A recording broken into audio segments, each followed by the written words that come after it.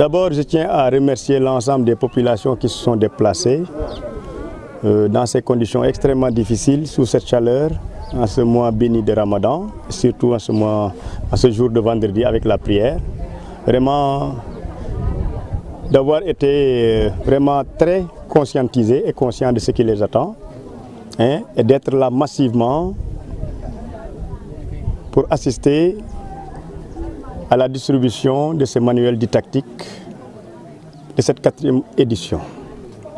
Ce que j'attends des parents, vous l'avez dit, c'est vraiment d'encourager les jeunes à apprendre une fois à la maison et de savoir que l'éducation, l'apprentissage, ce n'est pas uniquement en classe avec les maîtres ou les professeurs, mais une fois qu'ils retournent à la maison, leur donner ou leur permettre vraiment d'ouvrir les manuels, de lire leurs leçons, d'appliquer les théorèmes parfois pour certaines matières scientifiques, pour pouvoir au moins réussir facilement à leurs examens.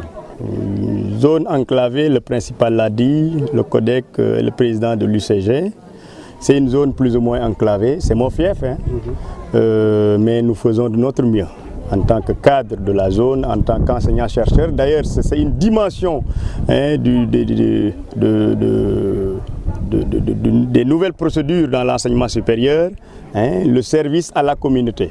Nous sommes tenus en tant qu'enseignants-chercheurs de faire pour nous-mêmes, pour les enfants de notre zone, pour la communauté de manière générale. Je dis encore une fois que c'est une zone qui manque de tout. Disons globalement, le problème principal, c'est les routes, c'est le manque d'électricité, c'est l'addiction d'eau. Il y a certains villages qui sont beaucoup plus éloignés où il n'y a pas d'addiction d'eau. Mais tout cela, je pense que nous y sommes et que le meilleur reste à venir et que dans les prochaines années, nous ferons tout. La clôture de l'école nous a été posée il y a 3 ans de cela.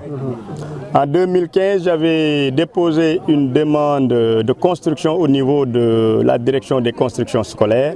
Et voilà, derrière, vous avez vu que les mouleurs ont démarré les travaux. Ça a été accordé cette année.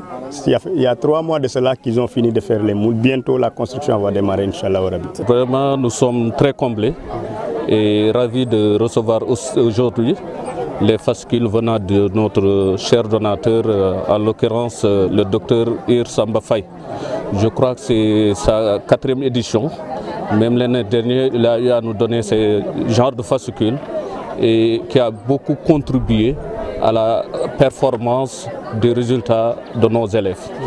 Pratiquement l'année dernière au BFM, on a eu de bons résultats. Donc ça, on peut dire, c'est grâce aux documents et l'abnégation du corps professoral et des acteurs de l'école. Donc vraiment, qu'il en soit remercié, on remercie vivement pour ce geste. M. Faye a offert aux enfants, aux élèves, des outils importants. Il les a armés pour l'examen, parce que ces fascicules sont destinés aux élèves du CM2. Donc c'est un outil, c'est un intrant très important. Dans les centres urbains, ce sont les plus nantis, ceux qui ont plus de moyens, qui achètent ces fascicules pour leurs enfants. Ici, nous sommes dans un milieu où vraiment les gens n'ont pas ces moyens. Très souvent, on a les manuels que le ministère nous donne, mais cela ne suffit pas. Alors il y a des annales, des fascicules qui sont en rapport avec l'approche par les compétences.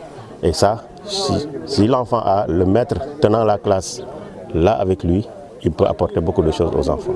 Par rapport aux résultats, depuis ces 4 dernières années, on a vu que quand même il y a eu une avancée. Les résultats sont beaucoup améliorés et cela, sans nul doute, l'intrant fascicule que M. Faye nous a donné a beaucoup contribué à améliorer ces résultats.